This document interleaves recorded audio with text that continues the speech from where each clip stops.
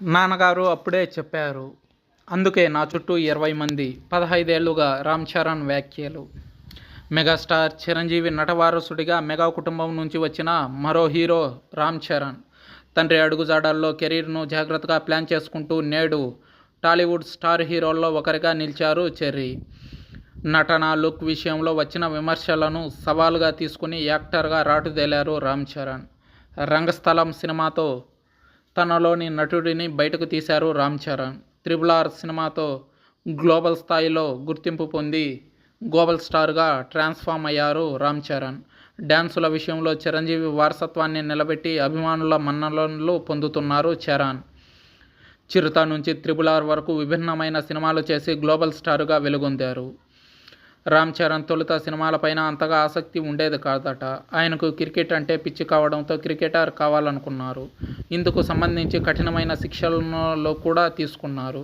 అలాగే జర్మనీలో ఆటోమొబైల్ ఇంజనీరింగ్లో సెటిల్ అవ్వాలని కూడా భావించారట. కానీ విధి ఆయనను సినీ రంగం వైపు నడిపించిందని రామ్ చరణ్ ఓ ఇంటర్వ్యూలో తెలిపారు. ఇప్పటికీ తీరిక వేళల్లో క్రికెట్ ఆడటం, చూడటం చేస్తూ ఉంటారు ఆయన. RRR బ్లాక్ బస్టర్ తర్వాత యూనివర్సల్ పాపులారిటీ దక్కడంతో చరణ్ నెక్స్ట్ మూవీస్పై దేశవ్యాప్తంగా బజ్ క్రియేట్ అవుతుంది. ప్రస్తుతం తమిళ దర్శక దిగ్గజం శంకర్ దర్శకత్వంలో గేమ్ చేంజర్లో నటిస్తున్నారు రామ్ చరణ్. ఇందులో కియా అద్వానీ హీరోయిన్గా నటిస్తుండగా అంజలి, సునీల్, ఎస్.జె. సూర్య, శ్రీకాంత్, జయరామ్, సముద్రకని, ప్రకాష్ రాజ్, నాజర్ తదితరులు కీలక పాత్రలు పోషిస్తున్నారు.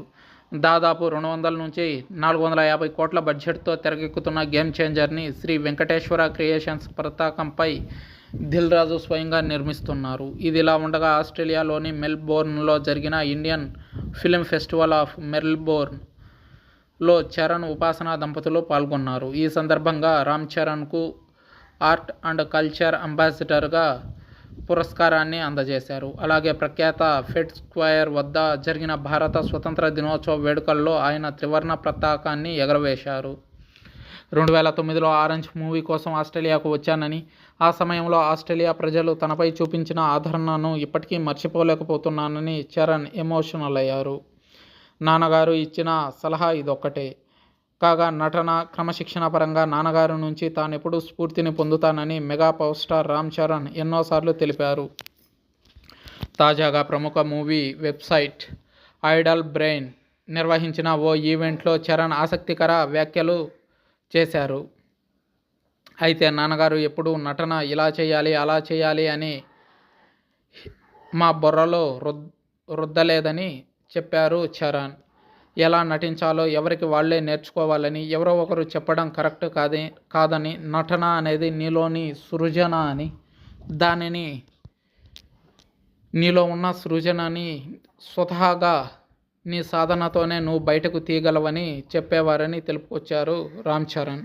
జీవితంలో షూటింగ్కి వెళ్ళిన తొలిసారి ఆయన ఒక్కటే చెప్పారు. మన స్టాఫ్ మన కోసం కష్టపడే వాళ్ళని బాగా చూసుకోవాలని సూచించారని గుర్తు చేశారు రామ్ చరణ్.